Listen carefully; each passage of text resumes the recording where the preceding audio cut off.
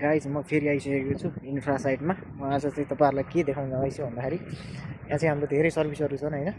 एक आपसमा चाहिँ सर्भिसहरू कसरी राखिन्छ र कुन चाहिँ सर्भिसले के काम गर्छ भनेर म देखाउँछु है त। यो चाहिँ हाम्रो फर्मेसन बनाएर राखेको छ है, यो चाहिँ फर्मेसन भन्छ होइन। यहाँ माथि चाहिँ सर्भिसेसहरू आउँछ होइन। अनि यहाँ अर्को हाम्रो के छ भन्दाखेरि फायर फाइटिङ च्याम्बर गल्ली। यो चाहिँ हाम्रो गल्लीको जुन माथि रिङ राखेको छ नि, त्यो चाहिँ गल्लीको चाहिँ टपमा आउँछ होइन। टपमा त्यो माथि चाहिँ हाम्रो कभर एन्ड फ्रेम आउँछ है। त्यो कभर एन्ड फ्रेम भन्ने आउँछ। उतापट्टि चाहिँ हाम्रो के छ, गल्लीको छ in cap, sorry in cap भन्छु, ब्याकड्रप कनेक्सन भन्छ त्यसलाई होइन।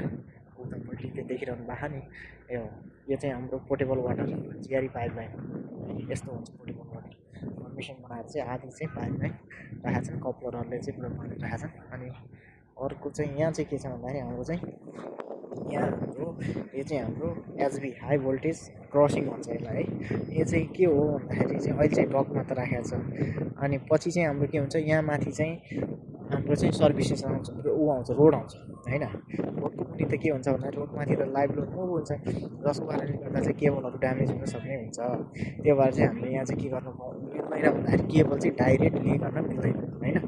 केबललाई प्रोटेक्ट गर्नलाई भए पनि हामीले डक्टहरू प्रोभाइड गरेर चाहिँ हामीले के गर्नुपर्ने हुन्छ, योबाट चाहिँ अर्को एरियामा चाहिँ प्रोभाइड गर्नुपर्ने हुन्छ। जस्तो मानौँ यो एक पार्ट हो भने अर्को चाहिँ उतापट्टि साइडको अर्को पार्ट हो, यहाँबाट चाहिँ यिनीहरूले के गर्छन्, पछि केबल खिच्छन्, केबल खिचेपछि लान्छन्।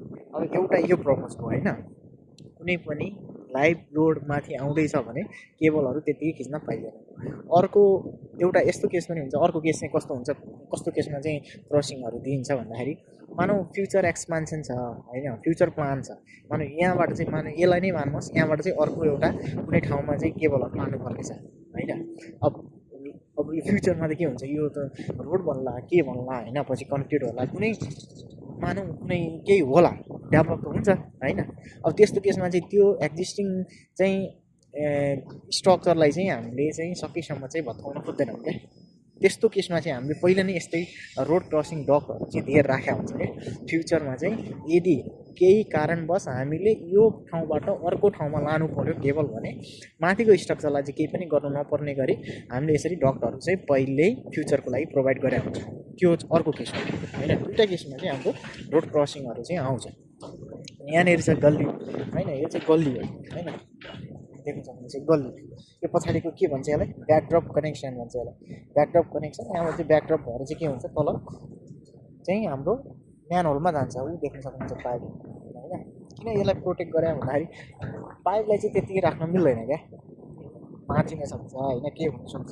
त्यही भएर चाहिँ यो पछाडिको भागमा चाहिँ प्रोटेक्ट गर्नुहुन्छ कन्क्रिटले। यो चाहिँ धेरै लामो भयो, अब 3 मिनटको भयो। ओके, म पछि फेरि अर्को भिडियो बनाउँछु है।